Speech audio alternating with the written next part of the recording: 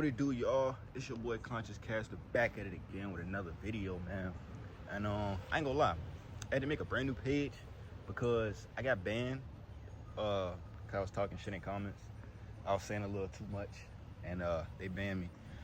But damn. All right, we good. It kind of look like it's gonna rain. I don't know if y'all can see, but you know, we outside with it. We in the backyard. You know, just in the atmosphere. You know, just really feeling comfortable in nature and shit. But anyway, first off, I want to give a huge shout out to the Oklahoma City Thunder, man. They really did it for me. They really wowed me. They really proved that we could be champions. I want to give a huge shout out to Shea. Dealing with all the hate, all the press, all the negative media and press, all the different stigmatisms that they tried to put to our name, that we were too young, he couldn't lead, and honestly, we just weren't good enough. They counted us out, and I honestly want to give a whole lot of credit to Sam Presti. I want to give a lot of credit to the Oklahoma City team as a whole. I want to shout out Lou Dort, Cason Wallace, Alex Caruso, Jalen Williams, Chet, of course, Isaiah Hartenstein, people like Aaron Wiggins coming in, getting clutch and little crunch time points. You know, I just want to give a huge shout out. It was a full team effort, and we don't win without those guys. And I honestly really appreciate them making my 9-year-old OKC fan self happy. I finally got to see us win a championship, and it feels great. You know, it's in great fashion. We won in Game 7 against a great Pacer team. You know, obviously, Tyrese Halliburton did tear his Achilles. I don't feel like that's the only reason we won. And that's always going to be the asterisk. I'm going to be honest. Like, that's the first time something like that has ever happened. Most of the time, if they get hurt, it's in like a Game 6 or at the start of the series or even before the series, and they don't even get to play. You know, so it's a different level of asterisk versus him getting hurt in Game 7. And, you know, I do understand he came out hot and everything, but, I mean, he was hot other games.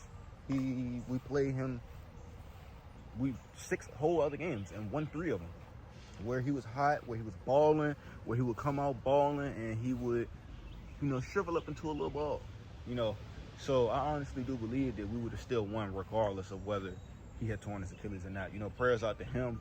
I hated to see that. I truly did. I didn't want to see that at all, and I didn't want to win like that. But, you know, a championship is a championship at the end of the day. You can't really choose how you get them. Second of all, I want to say fuck Gilbert Arenas, fuck Jeff Teague, and fuck Draymond Green. All y'all niggas was hating like shit, saying that we were too young. And y'all honestly, well, first of all, Teague, you got a championship off the bench. Anytime you were in the game, you know the game's over. So there's that. The only one who can really talk here is Draymond Green, because Gilbert Arenas isn't even a fucking champion. But Draymond Green can talk. But the criticism that they tried to put was that we looked immature because we're a team who acts like a family and stays together and has fun and smiles on the court. Like, every team doesn't have to be so militant and serious all the time. You can have fun playing a children's game. At the end of the day, the sport is a children's game, a game that you play as a kid, and they're having fun doing that and winning. That's why he's hating.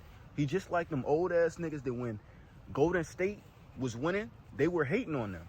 It's the exact same thing, and he's doing the same thing. You know, I don't understand it, because he criticized a lot of those older guys for hating, and then he goes and does the same thing, and then we won. So there's that. I want to say fuck Jeff Teague for saying that SGA wasn't a true leader and that he couldn't lead the team. SGA is better than you could ever be in your fucking life. All right, so there's that. That's number one.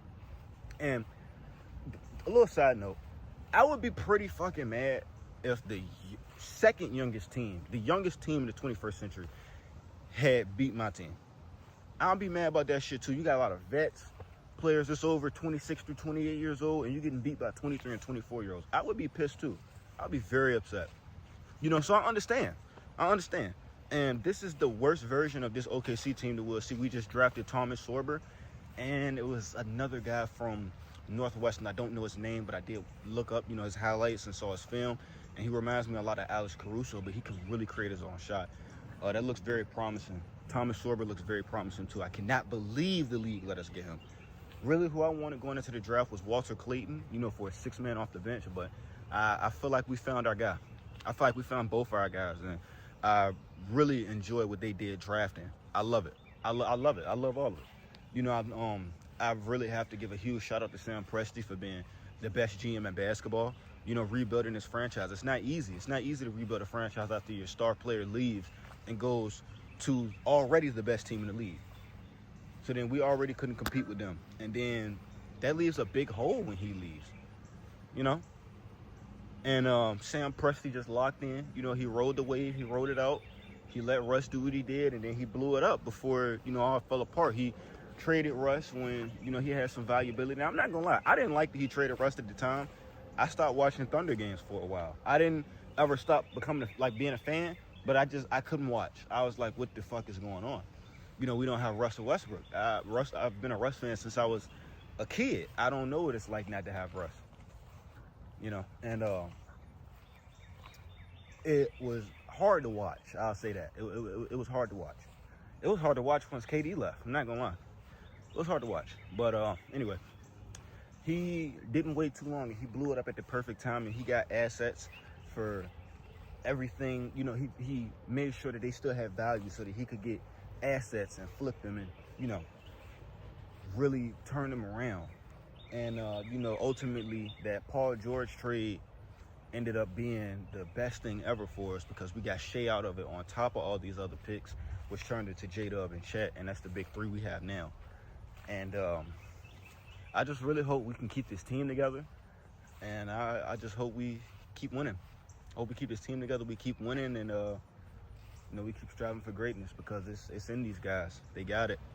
We won one ring. I honestly feel like we have the potential to three-peat. I feel like we're the first team since the Los Angeles Lakers with Kobe and Shaq, they could three-peat. It will take some sacrifice and might have to take some pay cuts, But I feel like if we go back-to-back, those players won't mind doing that, and that's including Shea. Hopefully, we'll just have to wait to see how it pans out, but hopefully we three-peat. Thunder up, OKC on top, and Conscious Cast out.